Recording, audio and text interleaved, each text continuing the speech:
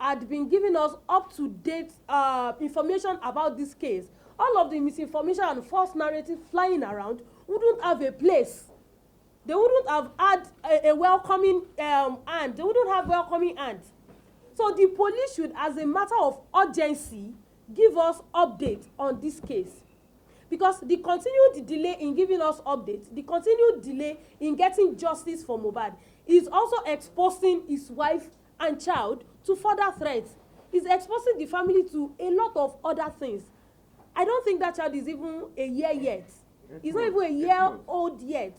But there are death threats about the child already. There are social media class chasers asking for DNA. Who are you to ask for a DNA? If the police thinks that getting a DNA would help them solve the case, they are the only ones in the right position to call for such. They are the only ones who has the right to call for such. It is not just one very white man or very black man or whatever that man's name is who has been championing the cause of a DNA. If the police thinks it is necessary to help their investigation, they would call for it. Enough is enough. You cannot say you are fighting for Mohbad, you are seeking justice for Mohbad, and at the same time you are putting his wife and child in harm's way. What does that mean? It only means you are not interested in the actual case. And I only see these things it left to me. I see them as organized situations. Organized. I feel like there are some people somewhere giving instructions to people to do this or to do that, to take people's mind away from the actual case. So these people are just a form of distraction. That is what I see them as. They are just distracting us, taking our minds away from what we should actually be talking about. If we get justice for Mohbad, or if the police at least gives us an update on what is going on, some of these threats against the wife and child will stop. At least if they can establish the cause of death first, even before going after whoever may have caused it. If you can establish the cause of death first, the wife and child, in a way, would be safer.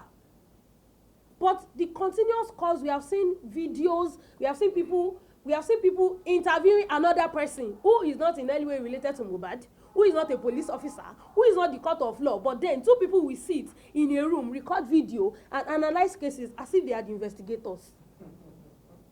And then they come up with their own sentimental opinion of the matter, and before you know it, it's everywhere. And we are in an age where people do not even pay attention to details. Everybody just wants to read headlines and move on. Nobody is interested in knowing the actual facts anymore. And the way the media space of this country works, a popular opinion is the fact. That is the way the media space in this country works. Once an opinion is popular, it becomes the fact. It becomes the truth. Nobody wants to know. Nobody is interested in finding out whether it is the actual truth or not.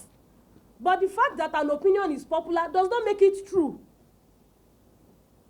The truth remains the truth, whether it is popular or not. And a false information remains false information. Even if all population in the country believes it, it is still false. And this is why we are calling on the police. Because in a way, the police is contributing to the threats and harassment that the wife is facing. The silence of the Nigerian police is one of the things that is encouraging the cyberbullying that Mohbad's wife and child are facing. So the earlier the police speaks to us, the better for them.